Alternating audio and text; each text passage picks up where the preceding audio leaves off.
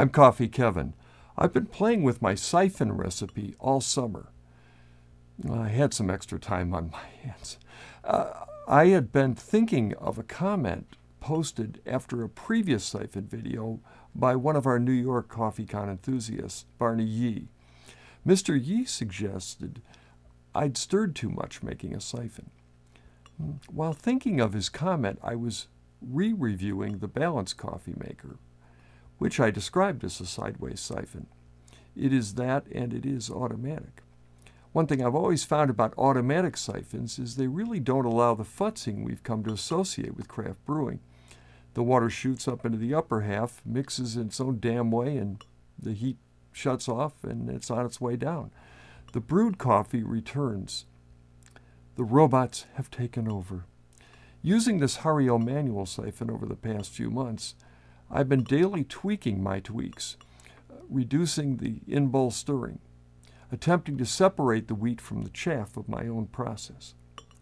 I finally reached the point where others visiting and sharing a coffee have been mentioning the improvement of my siphon cups, so much so that I'm finally willing to risk sharing my process with you.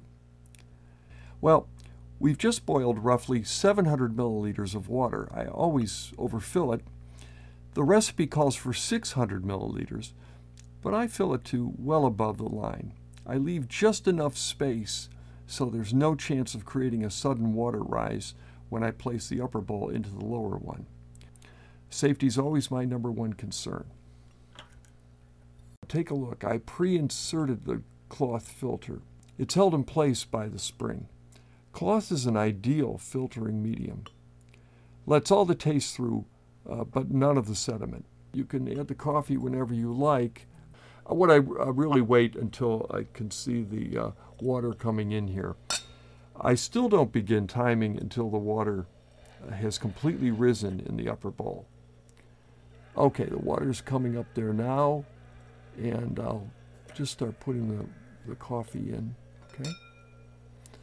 And get a little bell there. And what I do here is, as the water begins to rise, I stir kind of right away. I just want to make sure that all the grounds get nice and soaked. And then once I think they're all wet, I pretty much leave it alone. I don't stir. Barney Yee claims independent brewing guru Scott Rao says not to over-agitate, and I'm willing to go along with that, at least for a while anyway. Okay, let's just make sure it's there. They all get wet. Okay, I think we're in pretty good shape now. And then I go once around the upper bowl shoreline to make sure there are no grounds clumps. These little deposits are like what a good manager looks for. They're unproductive employee clutches, fleeing their responsibility, shirkers. I like to ferret them out in the interest of coffee taste. Okay, and now I think I've got it. Okay, now once it's risen, I start to time, and I'm going to give it a full minute up here. I'm also going to turn down the heat. To be honest, I think coffee tastes better when it's brewed at like 197, 198. And this involves slightly lower heat underneath.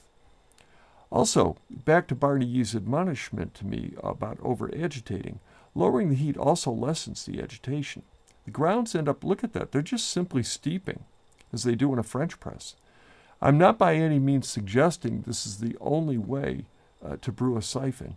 It's just a very delicious way. Okay, after 1 minute, I cut the heat and do nothing until some coffee appears at the bottom of the tube in the lower bowl, indicating that it's being drawn back into the lower bowl as finished brew. At that point, I will vigorously stir for about 10 seconds. As I've been told by numerous baristas in Asian siphon bars, this is a desirable thing to do. And in fact, they have a goal. Here we go. Let's start stirring. They have the goal of stirring in order to create a rounded form in the bottom of the top.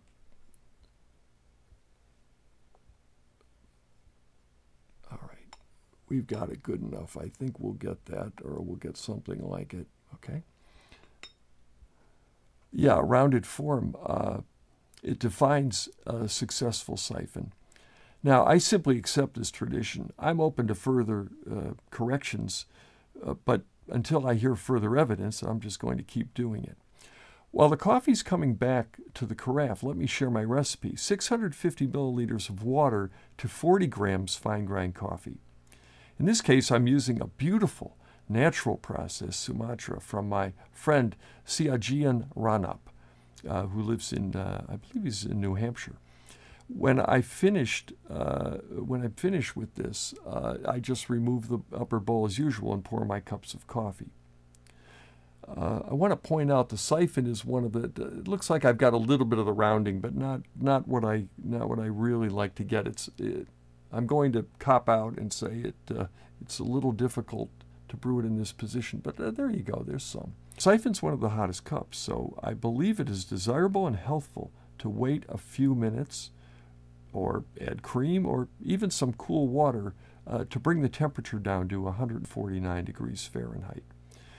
Please note that consuming food or beverages above 149 can permanently damage your esophagus. And I have a long-term goal to become a very old coffee drinker. Okay, I hope this is helpful. Let me pull this out. These little tips, and then we just simply put this back in the top. It's the only thing I really use the top for. I never put the top on otherwise. And then let's pour our cups of coffee. Here's one for Pat and one for Kevin.